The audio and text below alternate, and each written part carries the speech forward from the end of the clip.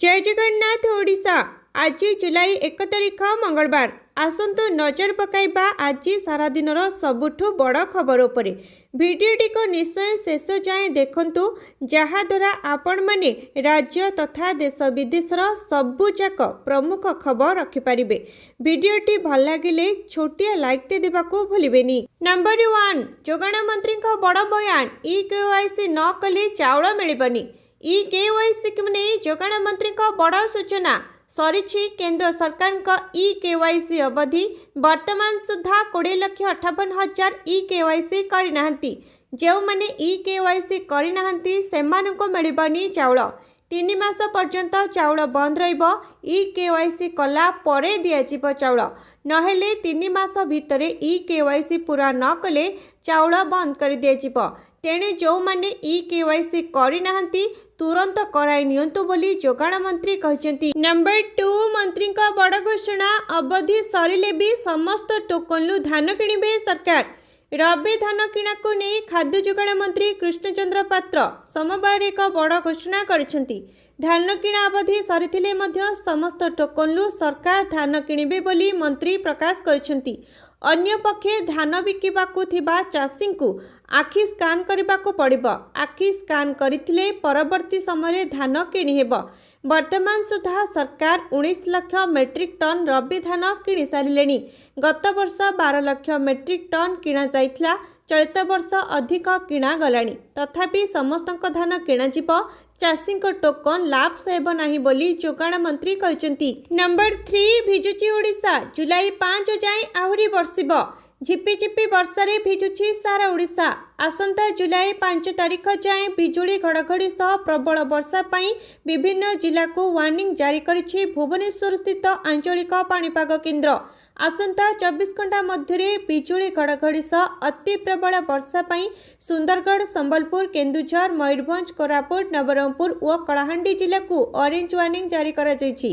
झारसुगुड़ा, देवगढ़, अनुगुल, ढेंकानाल, बालेश्वर, भद्रक, जाजपुर, जगतसिंहपुर, पुरी, कटक, खोर्धा, नयागढ़, गंजाम, गजपति, रायगढ़ और नुआपड़ा जिला को बिजुली घड़घड़ी सह प्रबल वर्षा पाई येलो वार्निंग जारी होइछि। सेहीपरि आज एवं आसंता काली बिजुली घड़घड़ी सह अति प्रबल वर्षा पाई झारसुगुड़ा, सुंदरगढ़ और संबलपुर को ऑरेंज वार्निंग जारी करा जायथिबा बेले केन्दुझर, मयूरभंज, बालेश्वर, भद्रक, जाजपुर, जगतसिंहपुर, पुरी, खोर्धा, नयागढ़, गंजाम, गजपति, अनुगुल, ढेंकानाल जिला को येलो वार्निंग जारी करिछि आंचलिक पाणीपाग केन्द्र। नंबर 4, क्रेडिट कार्ड रो सिलिंडर जाए आज ठारू बदलिबाकू जाउछि सबु नियम। जून मास शेष होइछि, आरंभ होइछि जुलाई मास। प्रति मास परि जुलाई पहिलारू देश में अनेक बड़ परिवर्तन हेबाकू जाउछि। तेबे एही परिवर्तन प्रत्येक घर एवं प्रत्येक पॉकेट को प्रभावित करिपारे। परिवर्तन गुड़िक रोषेई घरे व्यवहृत एलपीजी सिलिंडर मूल्य ठारू क्रेडिट कार्ड व्यवहार उपरे चार्ज वृद्धि पर्यंत सामिल। आज भारतीय रेलवाई रे परिवर्तन होइछि। भारतीय रेलवाई आज ठारू टिकेट भड़ा वृद्धि करिबो। नॉन एसी कोच पाई प्रति किलोमीटर 1 पैसा एवं एसी कोच पाई प्रति किलोमीटर 2 पैसा वृद्धि करा जिवो। एही वृद्धि छोट यात्रा पाई मामूली होई पारे, किंतु दीर्घ दूरता यात्री मानकू प्रभावित करि पारे। आज ठारू आधार जांच होइथिबा व्यवहारकारी को तत्काल टिकेट बुक करने अनुमति दिया।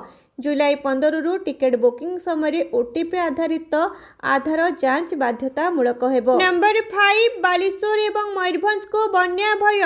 3 दिन जाए मयूरभंज रे स्कूल छुट्टी। उपर मुंडरे प्रबल वर्षा जोगु मयूरभंज और बालेश्वर जिले में बन्या भय बढ़ी जाइछि। सुवर्णरेखा, बुढ़ाबलंग और जलका नदी फुलिबारे लागिछि। लघुचाप जनित लगाण वर्षा जोगु मयूरभंज जिले में समस्त स्कूल 3 दिन पाई बंद रहिबो।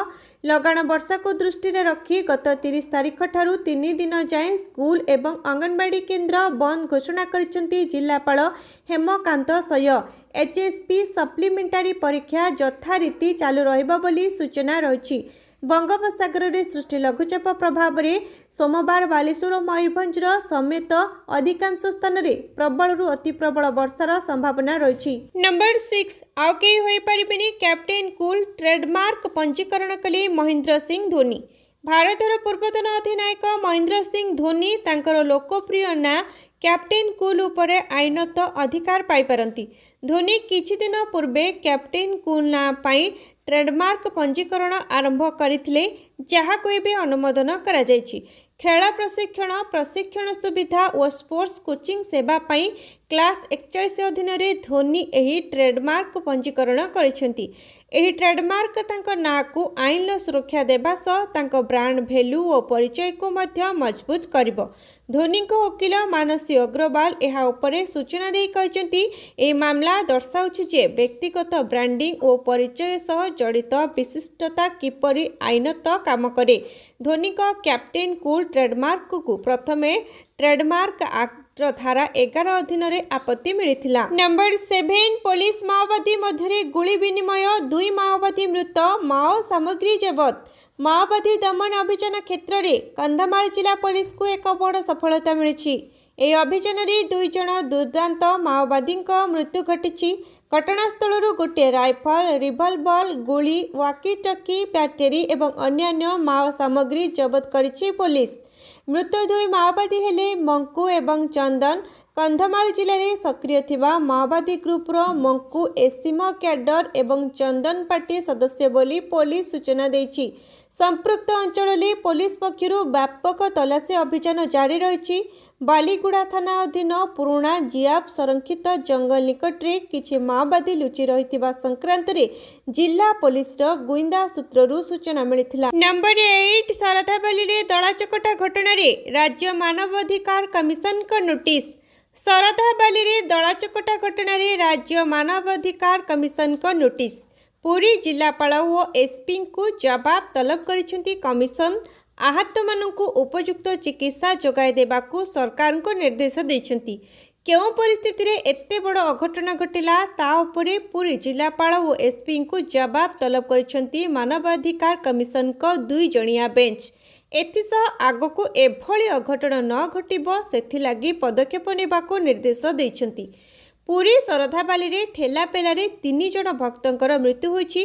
ରବିବାର ଥିବାରୁ ରାତିରୁ ଭକ୍ତଙ୍କ ପ୍ରବଳ ଗହଳି ଲାଗିଥିଲା। ଭୋର 4ଟାରେ ଅଘଟଣ ଘଟିଥିଲା। ଦର୍ଶନ ପାଇଁ ଅତ୍ୟଧିକ ଭିଡ଼ ଥିବାବେଳେ ଠେଲାପେଲାରେ 2 ମହିଳା ଭକ୍ତ ଓ ଜଣେ ପୁରୁଷ ଭକ୍ତଙ୍କ ମୃତ୍ୟୁ ଘଟିଛି। ନମ୍ବର 9 ଅପରେସନ ସିନ୍ଦୁର ପରେ ଭାରତର ବଡ଼ ପ୍ରସ୍ତୁତି। ଚୀନ ପାକିସ୍ତାନ ଉପରେ ନଜର ରଖିବ 52 ସାଟେଲାଇଟ୍। ଅପରେସନ ସିନ୍ଦୁର ପରେ ଭାରତ ବଡ଼ ଧରଣର ପ୍ରସ୍ତୁତି ଆରମ୍ଭ କରିଛି। ଭାରତ ଗୋଟିଏ କିମ୍ବା 2ଟି ନୁହେଁ 52ଟି ସାଟେଲାଇଟ୍ ଲଞ୍ଚ କରିବାର ପ୍ରସ୍ତୁତିରେ ଅଛି। ଏହିସବୁ ସାଟେଲାଇଟ୍ ସମ୍ପୂର୍ଣ୍ଣ ଭାବରେ ସେନା ପାଇଁ କାମ କରିବ। ଏହାଦ୍ୱାରା ପାକିସ୍ତାନ ସହିତ ଶତ୍ରୁ ଦେଶର ଅଞ୍ଚଳର ସବୁ ସ୍ଥାନରେ ନଜର ରଖିବ। ଏହାଛଡ଼ା ସେନା ପାଇଁ ଏକ ସ୍ୱତନ୍ତ୍ର ସ୍ପେସ୍ ଡକ୍ଟ୍ରିନ୍କୁ ଅନ୍ତିମ ରୂପ ଦେବା ପାଇଁ ପ୍ରକ୍ରିୟା ମଧ୍ୟ ଚାଲିଛି। ଅପରେସନ ସିନ୍ଦୁର ବେଳେ ଭାରତ ସାଟେଲାଇଟ୍ ସିଷ୍ଟମ ଦମରେ ଖୁବ୍ ସଫଳତା ପାଇଛି। ଏହା ସହ ପାକିସ୍ତାନର ବିଭିନ୍ନ ସାମରିକ ସେନା ଆଡ୍ଡା ଉପରେ ମଧ୍ୟ ନଜର ରଖିଥିଲା। ଏହାଦ୍ୱାରା ସେନା ସଠିକ୍ ଲକ୍ଷ୍ୟ ଧାର୍ଯ୍ୟ କରିବାରେ ସକ୍ଷମ ହୋଇଥିଲା। ଭାରତ ଦ୍ୱାରା ଏହି satellite launch space based surveillance ପ୍ରୋଗ୍ରାମର 3ୟ ପର୍ଯ୍ୟାୟ ଅଂଶ ରହିଛି। ନମ୍ବର 10 କେମିକାଲ ଫ୍ୟାକ୍ଟ୍ରିରେ ଭୟଙ୍କର ବିସ୍ଫୋରଣ, ଚାଲିଗଲା 10 ଜୀବନ, ଏକାଧିକ ଆହତ। ତେଲେଙ୍ଗାନାରେ ବଡ଼ ଅଘଟଣ। ସାଙ୍ଗାରେଡ୍ଡି ଜିଲ୍ଲାର ପାସା ମେଲାରାମ ଇଣ୍ଡଷ୍ଟ୍ରିଆଲ ଅଞ୍ଚଳରେ ଭୟଙ୍କର ଦୁର୍ଘଟଣା ଘଟିଛି। ଏଠାରେ ଥିବା ଏକ କେମିକାଲ୍ସ କାରଖାନାରେ ବଡ଼ ଧରଣର ବିସ୍ଫୋରଣ ଘଟିଛି। ଫଳରେ ସେଠାରେ ଉପସ୍ଥିତ ଥିବା 10 ଜଣ ଶ୍ରମିକଙ୍କର ମୃତ୍ୟୁ ହୋଇଛି। ସୋମବାର ସକାଳେ ସେଗାଜି କେମିକାଲ୍ସ କାରଖାନାରେ ବିସ୍ଫୋରଣ ହୋଇଥିଲା।